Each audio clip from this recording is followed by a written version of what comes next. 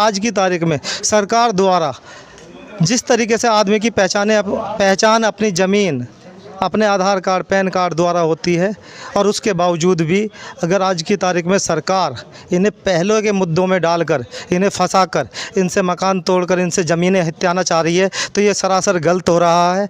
एक बात मैं आपके सामने अपने दर्शकों द्वारा, जो अगनपुर गांव में मैं खड़ा हूं, उनसे बात कराता हूं। भाइयों, जो ये आपके साथ में जो ये मकान तोड़े जा रहे हैं अगनपुर गांव में, फरीदाबाद में, ये सरासर गलत हो रहा है। जिसके लिए यहाँ पर जो अधिकारी आया था प्रशासन द्वारा, उसने आपको कोई लेटर या कोई गवर्नमेंट का कोई भी वो दिखाया था, क्या नाम है, जैसे कि कोई प्रूफ आपको दिखाया था, या बस आते ही तोड़ना शुरू कर दिया था?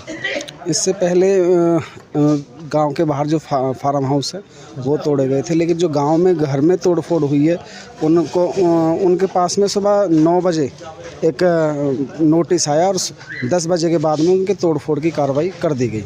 उनको उनका जो घर का सामान था वो निकालने का समय भी नहीं दिया गया और घर तोड़ दिया गया। ठीक, जिस तरीके से बता रहे हैं कि उनको सामान निकालने का भी टाइम नहीं दिया गया और तोड़ दिया गया है।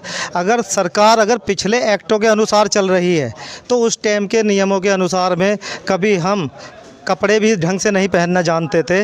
उस टाइम के एक्टों को बनाए हुए को सरकार आज हम पर थोप रही है। जबकि जिस तरीके से सरकारों ने आने वाले समय में ज़मीनों के बैनामे, आधार कार्ड, पैन कार्ड, जो चीज़ें ज़रूरत की थी वो सारी जब हमें दी गई, उस समय सरकारें कहाँ सो रही थी? उन अधिकारियों को कहाँ सो रहे थे वे अधिकारी जिन्होंने उस टाइम पर ये चीज़ों के दस्तावेज हमारे को बना कर दिए थे?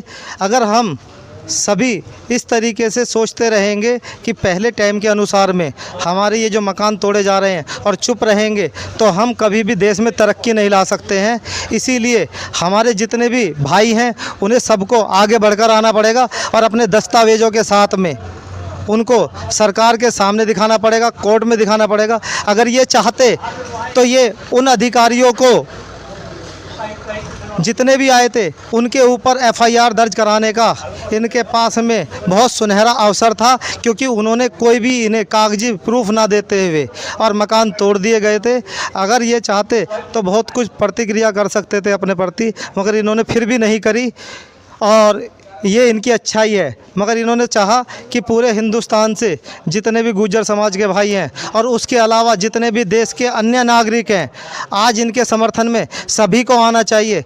ये सिलसिला आज से नहीं, बहुत समय से शुरू हो चुका था, मगर उसे देखते हुए आज जो हमारे को ये लग रहा है पूरे हिंदुस्तान को एक होना पड़ेगा, चाहे वो झुग्गी वाला हो, चाहे वो आम कॉलोनियों से निर्धारित हो या गांवों से, क्योंकि सरकार कहीं ना कहीं नई नई मुहिम लाकर इन्हें एक दूसरे को भिड़ाती रहेगी, इनके मकान, ज़मीनें इनसे हथियाती रहेगी।